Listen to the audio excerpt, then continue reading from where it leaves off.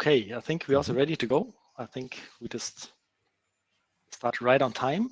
So welcome everybody to our session. Today's topic is, or the topic of the session is the relaunch of the blog of Unity with Headless Drupal 8 and Next.js. I'm Christoph. I'm one of the founders and managing directors of Onyx Internet. Onyx Internet is a Europe-based software company with a strong focus on Drupal in the backend and React development on the front end. And together with me is Lars from Unity. So Lars, maybe you introduce yourself. Yep, thank you. I'm Lars. I am the lead engineer from Unity Technologies for one of the teams that works on everything web related here at Unity. I have been at Unity for roughly 3 years now and been in the Drupal community, as some of you heard, for roughly just over 14 years now. It's amazing to think back on that. Yes. So we have a nice agenda for you today. So we're going to be talking about the new blog of Unity. And so before we start, we're going to give you a little overview of the project. And then we're going straight into live demo. Yes, live demo, real live demo. And after we've done some demoing, we're going to give some technical overviews of what we built and what we use for this. And then we're going to highlight some of the backend and front-end features of the project. And to wrap things up, Lars is going to provide some strategic insights, like why Unity made the technology choices and general choices they did. And if we have time, we're trying to be good with our presentation, then we can take some questions in the end. So let's go right in. So maybe Lars, please give us some background of where we came from and where we want to go. Yeah, more accurately, where are we right now? Yes. So we are right now with the blogs unity3d.com website, which is a big WordPress website. It has roughly 4,000 blog posts. Majority of them is in English, but there's also multiple other languages in play for them. It has a traffic rate of around 2,000 unique visitors a month, with a roughly 4,000 page views per month. Those page views drives around 8 terabytes of data per month. And an interesting bonus fact here as well was that the security systems that we have in front of this, not just for the blog but for all our web properties, caught over 60 million DDoS attacks since February. Since February? Oh shit! Yes. Oh, awesome. Oh, I mean, shoot. Yes. So I think you meant 200,000 visitors per month and 400,000 page views, right? You're completely correct, and thank you for correcting it. All right, so this is where we come from. So this was supposed to be migrated, so big WordPress migration into a multilingual system of a high traffic website. And so we then worked together, Unity and us, to come up with a solid idea like what the target system should look like. And we decided to create like a decoupled Drupal 8 backend, expose the data with GraphQL. We'll go into more details about this later.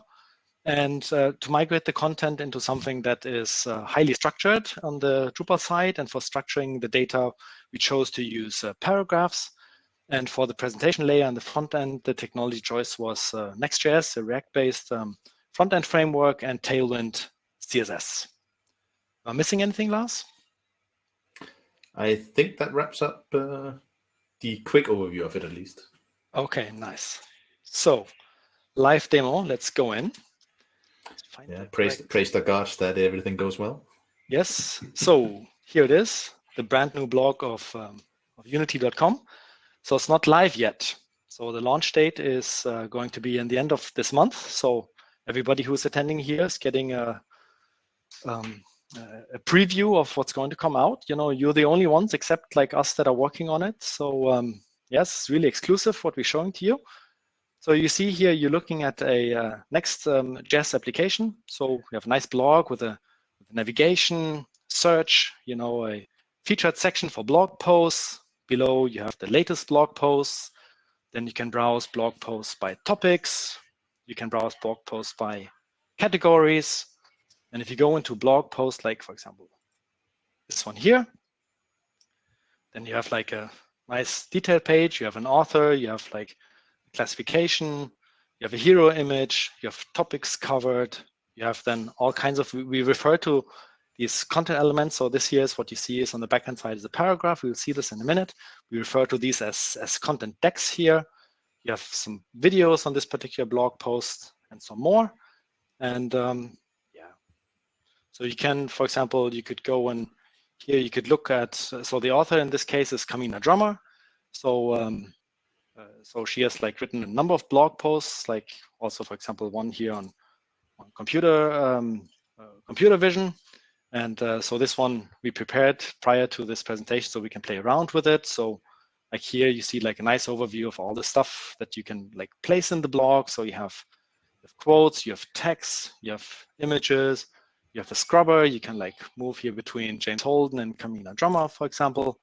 You can add videos, you can put context next to paragraphs, to content text. You can put context to, link to other related websites. You can place hosted videos, remote videos. You can link to the forums. Forums are a very big thing for Unity as well. Of course, I mean, it's for coders. You can have code snippets, and yeah.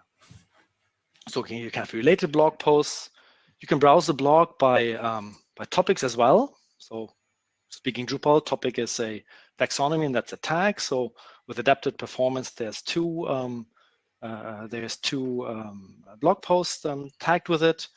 And yeah, so what you see here, we have here a navigation. So this is a standard Drupal menu with menu links exposed with GraphQL. We have a search here. So search, if I search for Unity. So we integrated Sajari search here. So Sajari is the search backend that Unity is using. So you can see here that it's not going to the URL of the develop system, which is here hosted on this development environment on platform SH. And so this is connected to the wrong index at the moment, but that will change, of course, when it goes live and the blog is then indexed. So this is external. What you also see here on top is, so this is being pulled in. So this is not part of the website. That's like an external component that shows the main menu of unity.com website. If we go here and we scroll more down, you see the same on the footer. So like here we have a footer on the bottom where you can switch the languages. Like here, all the languages that are built into the new blog.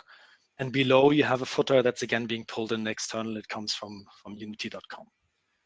So let us start to play with some content. So now this here, you see the backend, like it's a different platform SH instance.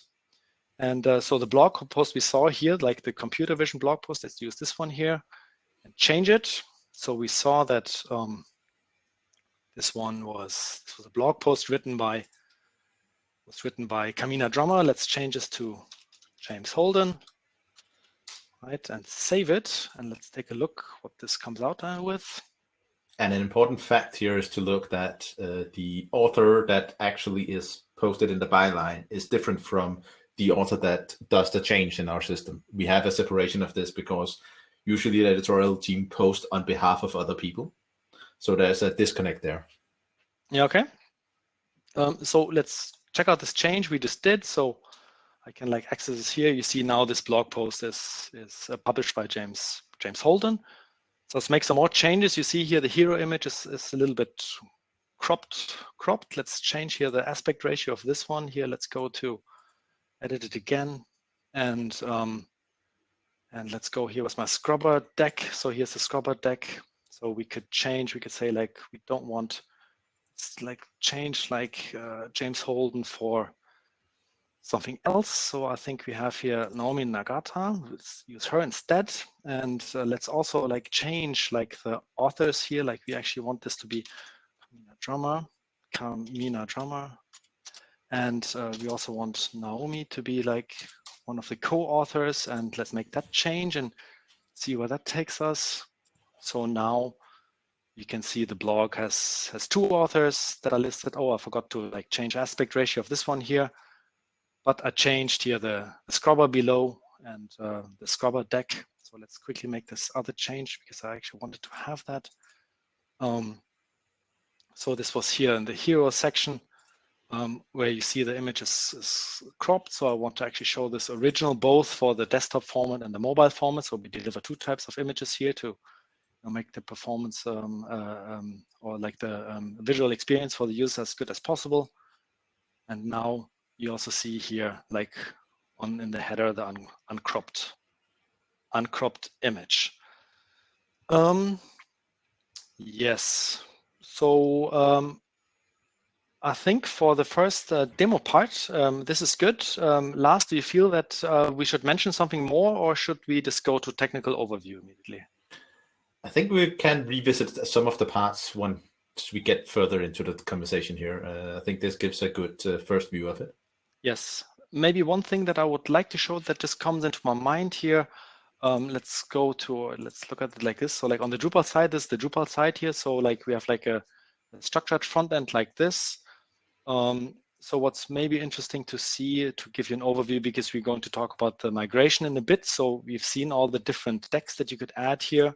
So here's an overview. So like the content is structured into text decks, headline decks, link blocks, embedded posts, image, remote video, audio scrubber, and code snippets. And yeah, so this is the structured data that you were seeing. Okay, let's move back to our presentation.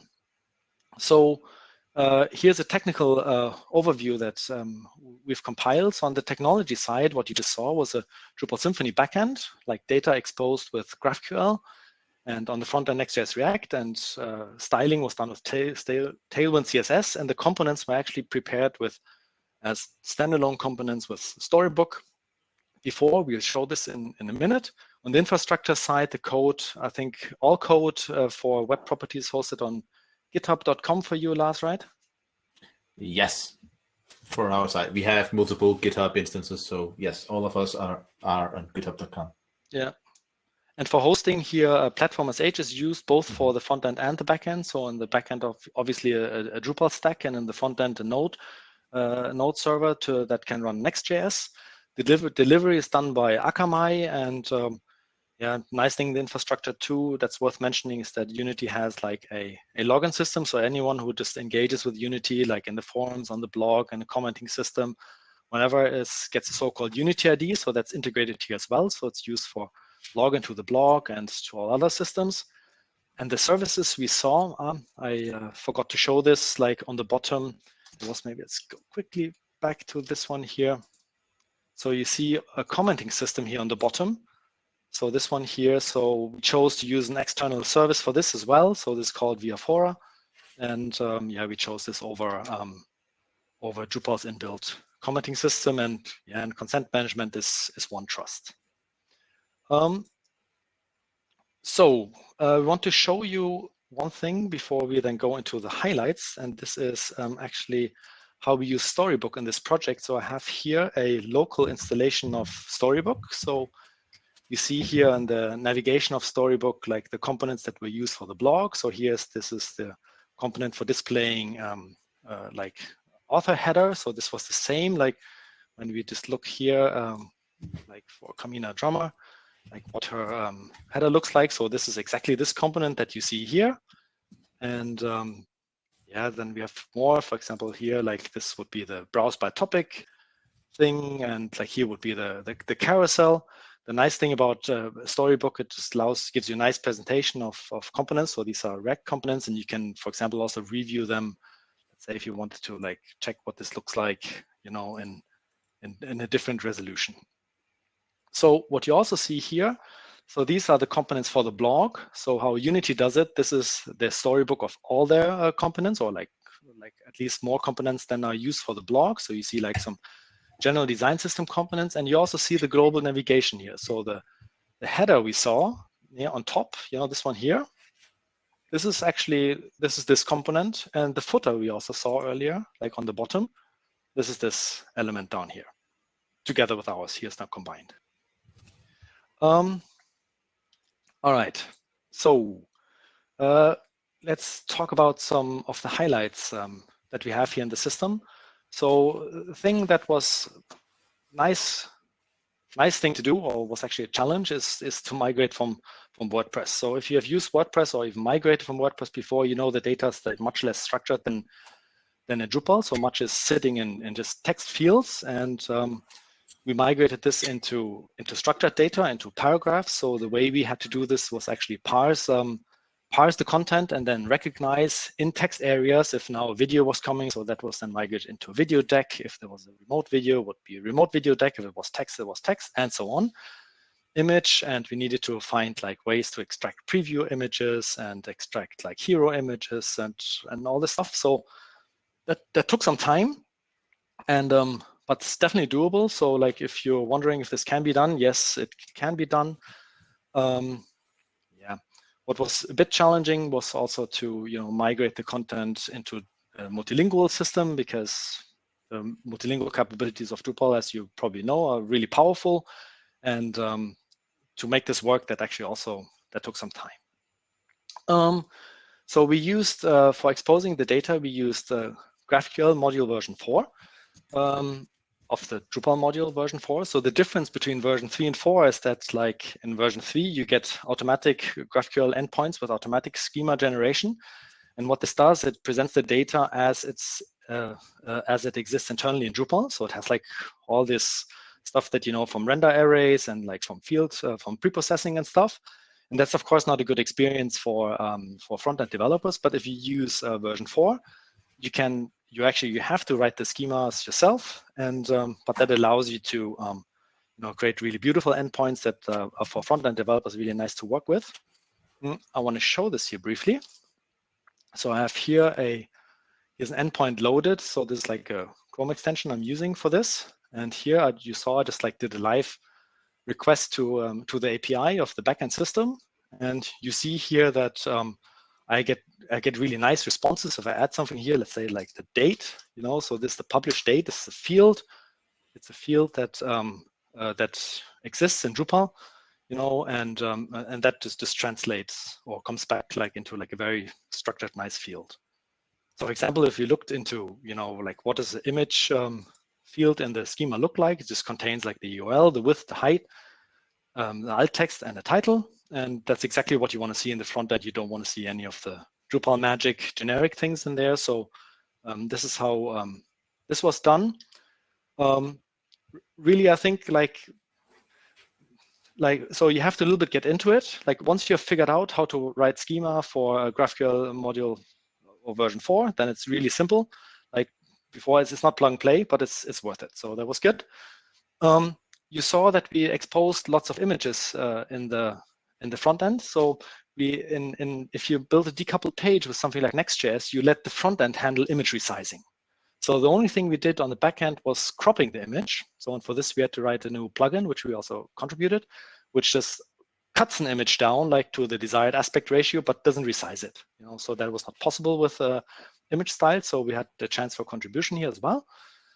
And yeah, so we have 9 languages. We're using translation management and connected this with XTM, which is a large provider that Unity is using for everything. So that was also nice to do. We built an editorial workflow, because the editorial team is, how many are on your team? So from the editorial team, there is 8 dedicated people that covers everything that is social. They of course interact with everybody across Unity in order to bring the content to the platforms, but there's 8 dedicated people that work on it actively. Yeah. So we created workflow for them using the inbuilt functionality from Drupal here as well. This was nice. And yeah, so functionality that I'm going to show in a second is we provide options to access unpublished nodes, and which came out really nicely, and yeah, highlights also the way like we built the editorial experience. So we're proud of this too. So let's go back to and demo this a little bit more. So yeah, so in case you haven't seen this, like you're looking here at an admin theme called Gin. It's really beautiful. So it gives you like access to all kinds of things here, and it's a really nice experience. Nice to build it. We built a lot of things like this, and I wanted to see here. Actually, I want to go to content because you want to look at unpublished nodes. So we have here's our content overview. You see here also the tab for the moderated content. And you see here, we have here preview URL tokens. So here's a list of tokens that are generated. And here, for example, here's a blog post, this one. This is not published. So you see it's in Spanish. And yeah, so it's not published. It's like in draft mode. And as Lars said earlier, so lots of the editors, they're actually not from the Unity team. So they're external. So they need to, when they send in content that's supposed to be published, before it's published, it needs to be reviewed. And this can be done by just generating a temporary access token, which is this one here. So same thing you see here. Here you see all the. And one of the valuable things about this here is that it allows our editorial team to create a piece of content, have it approved by whoever needs to approve it. That can be Microsoft, Xbox, Sony, or whoever it is that are approving something in their domain before we actually publish it. This is basically that functionality that we are providing through the unpublished nodes. So let's take a look. So I'm going to copy this access token. So I can just paste it into the front end. So I have to do like a little workaround because it has hard coded the live URL when the blog is there. But now you see, like, I'm just like accessing a preview of a website, so like even with, like a preview URL. And this is exactly the page that is created here, which is not yet published. So this functionality came out quite nicely and has good value for Unity. All right, let's move to highlights of the front end. So we already saw that we had the unpublished pages. So like the way this plays out is just really nice. What was also nice, like how we didn't know in the beginning how we were going to provide the experience that you go from the backend to the front end. You've seen that I just click on link and that takes me directly to the front end. And that was actually a nice way of just like connecting the two. We felt what was interesting was to work with image optimization in the front end, because if you do a lot of Drupal, you know Drupal has all these awesome functionalities with responsive images and image styles and whatnot, and you don't have to do any of this. This is handled by the front end, so this was nice. At the moment, it's unclear if image resizing is going to be handled by Akamai or Next.js. Both is possible. The component development storybook, this was a lot of fun, and the integration of header, footer, and search and commenting system, that also worked quite nicely. And yeah, what is also definitely a highlight is how we expose metadata and JSON LD data via GraphQL to the front end. I want to show this quickly here too. So if you're on like a website like this and you inspect it, and let's give it a little more space here, and I search for JSON LD. JSON LD, there it is. So then you see here, like here's like automatically generated JSON LD markup that is coming from the backend. So we use all the goodness of Drupal here to just generate this based on the information of the blog post. And you also see here all the meta tags that are also being auto-generated. So that actually also came out really nice for the different pages that we were able to use everything that Drupal has to offer here, simply expose it on an endpoint and let the front end use it as is. So this was a good experience. Yeah, last but not least, of course, with a blog of that size, there's advanced analytics going on. So everything's being measured here, and this is also fun to integrate. Yeah, so the live part of this was there. Now we're coming to the final part of this presentation and some strategic insights. So yeah, Lars, why don't you tell us a bit like how actually Unity works with technology in its community? I will. So one of the fundamental things we believe at here at Unity is that the world is a better place with more creators in it. That comes into its own life when you think about the community that we are fostering, the community that we want to help achieve their goals. It's all about being able to discover, learn, and grow as a person in that space, and it's all about getting the right information at the right time. Nice. Our blog here is the consumption-based point of where to actually get that information. It is the place where our visitors get the most up-to-date information about all launches, all products, all elements of new stuff going on in the Unity space. Nice. Yeah, this was also really nice for us to learn, like that the blog is just really that's a cornerstone website for Unity, and you often think maybe it's just the blog. No, this is like one of the most important web properties. So we also want to like take a look like from the technical side, like why is Unity doing it this way? So we are not dictating anything about the engineers how they go about implementing stuff. We set a goal of something, and then each team picks the technology and the platform that they want in order to achieve it. Of course, they pressure test it and attempt to figure out if it is the right choice to go with, but we try to be broad and open to picking any technology that fits the goal of what we're doing. Drupal in this case allows us to be fast in iterations. It allows us to easily extend it. It gives us API capabilities that we were looking for. It gives us a well-structured approach to things, and it's a great platform to build on. Yeah, nice. That's good to hear. From the front-end perspective, Next.js is more of a gamble for us, where we are trying out a new area of building a decouple front-end that allows us to pull in data from multiple sources while being performant, allow for server-side rendering and CU optimization, and still be a modern and solid platform. And lastly, to that point about GraphQL. GraphQL is not picked specifically. It is something that there's a bigger strategic interest at for within the web sphere here at Unity, where we want to extend the blog at some point to actually go into a federated GraphQL service that's being built. So at some point in the future, the blog will migrate into a different endpoint at the backend, and then being able to pull in data from multiple services here at Unity. So that's the reason for going with GraphQL and getting that experience in early as well. Okay, nice.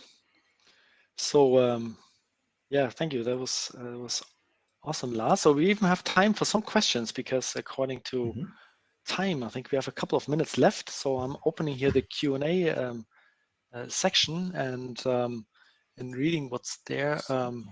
Yeah, so I see one question here. There was about the commenting system. I think this was already answered. Let's look back here. So in the technical overview, you saw like the commenting system. It's called Viafora, and like when we evaluated together with the editorial team, like a dedicated commenting system just like has a lot more functionality than what Drupal comes with out of the box, and it was just like a choice, a make or buy choice, and it was just a buy choice. So Josh, that there was nothing more to that. So another question from Josh is like popping up here. So it was about the unpublished notes. I think that was also answered, because like there's a process for you know, like getting like feedback on content before it gets published from the stakeholders that actually own this content. And for this, we needed a way to, you know, display the content while it was not published. This was that. Lars, you can also look if you find some questions that you think you would like to comment on. The most popular one is currently the GraphQL over JSON API. I think we already touched on it. There's nothing wrong with either platform, but for the wider vision at Unity, it makes more sense for us to go into GraphQL than it does playing around with the JSON API. That's so it's for the federation capabilities, I think, right? Yeah. Yes, so somebody was asking about the backend search engine. So this is Sajari that was used there, and it's also an external service. The service scrapes the website, you know, for content, and then provides search that can just be, you know, where you have a React component, or I think in this case the Vue.js component that we're using for displaying the search. And yeah, so that was this. So what more do you have? And Jack Huron is asking about are the decks custom functionality for paragraph built by Unity team, or is the functionality provided by a country module? Seems like a nice way to select paragraphs. It is built on standard functionality that paragraphs comes with. There's nothing special going on there. It's just styled in a nice way. Yes. So as we had on the highlight page a little bit earlier, there was one contribution that we made that was just for, cropping images. That was really the only, custom content we had to create. Like everything you see, like on the backend side of Drupal, I mean, it's wired together in a good way. And but like this aspect about decks and how the data is assembled, that is just engineering plus like capabilities what Drupal has combined nicely and then styled. Yeah. There's a quick question, I think. Do we have time for that? Maybe on the rope. From William Lewis, are you planning on using Next.js image component? We are already using it. We are just using it with two different types of providers for it, either Akamai or the default one. We cannot use the default one in production at the moment because Akamai, because Next.js is very persistent in how it wants its caching to be. So we have to override that in some way. Okay. I can elaborate more on it later on if you want to know more about it. Yes. So maybe a question to Aaron, our session moderator. Are we going to get kicked out here in a second? Or No, feel free to keep hearing questions. So to me, she sounded like chopped off. That was a very robotic voice. Yes, I didn't hear what she said. But maybe she said some more minutes. Yeah. So it was about, there was one question about advanced analytics. So like what was a highlight for us there? I mean, like Unity has like very strong analytics team, and they just told us exactly per deck, per page, per content type what they wanted us to push to the data layer, and we did. And this was a huge document, and this was easy to set up because like when Next.js renders, like there's some component, and each component, triggered some data layer pushes and exactly the way that Unity want to have it, and that just ran through. So like often when you start doing analytics in the end of a project, it's a little bit of a ping pong back and forth. So this was not the case here, and so that actually worked nicely. They really make it easy for us to implement analytics. That goes for all the platforms where we work together with our analytics team. No matter what platform it is, they always come very detailed and very oriented towards business goals at the end. This is what we want to track so that we can get this information out of it. It's always great to work with that. There's also a question from Peter Farrow. Why was Next.js chosen over Gatsby and other choices? Interestingly enough, we did actually test out Gatsby as a potential for this platform. But by going through iterations of 4,000 different blog posts in 9 different languages, we came to the conclusion that Gatsby would take 20 to 30 minutes to actually just compile in order to deploy, which makes it something we couldn't use. So, what you're saying is like if you wanted to use Gatsby as a static site generator of just like generating like the full thing. Okay. Yeah, exactly. Unfortunately, we have that big of a bunch of data in it, and a lot of data that's being pulled in from different sources. Having to compile it in that big a chunk is just not doable when we want to move fast as well. So there are a little bit more questions coming in for analytics. So it's Google Analytics and Google Tag Manager that's being used from what I've seen. At least we push to data layer, so I assume it's that. And so I know it's that, but I haven't seen it in more detail by myself.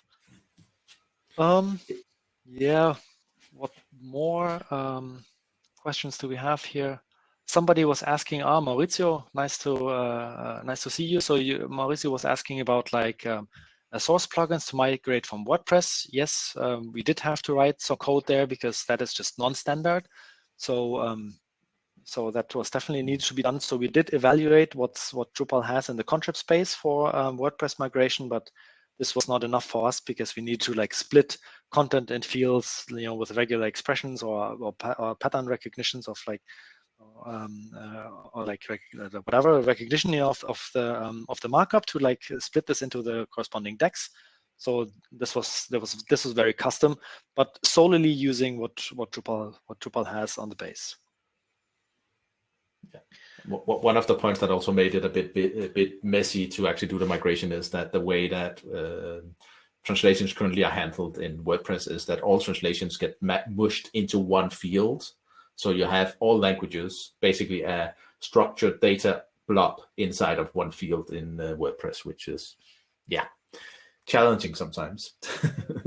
Maybe we could take one last question. Somebody here, Gareth, asked like why headless and not just regular Drupal. I think Lars, you mentioned that before, like you wanted to go headless because you know, like this is where you want to go, like or where Unity wants to go, and like we were like the first to like try this out for real on a big web property, and yeah, I think there was no real do this or that. It's just like we want to do it, and here we try it, and then we see like which way it goes. It's also the strategic approach of Cope, create once, publish everywhere, where we get the ability to actually reuse our content across different platforms. That could be in the Unity Hub or inside the Unity editor, where we could push notification very easily to the different places and drive traffic around there. This headless approach, where we have an API that grants us the decoupling from the front end, allows us more seamlessly to actually integrate multiple services, both into one place, but also pushing the data out to multiple places. So I have a suggestion. So I think we can maybe close the session now. And so it was a lot of fun. So maybe Lars, should we go into one of the hallway tracks or something? Let's go to the hallway track number 1 and then meet there. And then whoever wants to join us and ask more questions or chat directly, we can do it there. And I think that's what we could do, or what do you think? I'm up for it. All right. So then everybody, thank you for listening to us. And yeah, it was fun. We're going to close now and then see you if you want to in the first hallway session. Like if you click on the left to sessions and then you find. And before we come please to close off, a big huge thanks for 1x Internet for actually working on this project with us. It has been lots of fun, and a big thanks to all the awesome engineers at Unity that has spent countless of hours trying to get everything working in this chaotic space of creating a new website. Nice. That's very nice of you saying that. Thank you for the trust, and it was also from our side lots of fun. All right, everybody. See you later, and see you in the hallway track. Yep. See you there. Bye.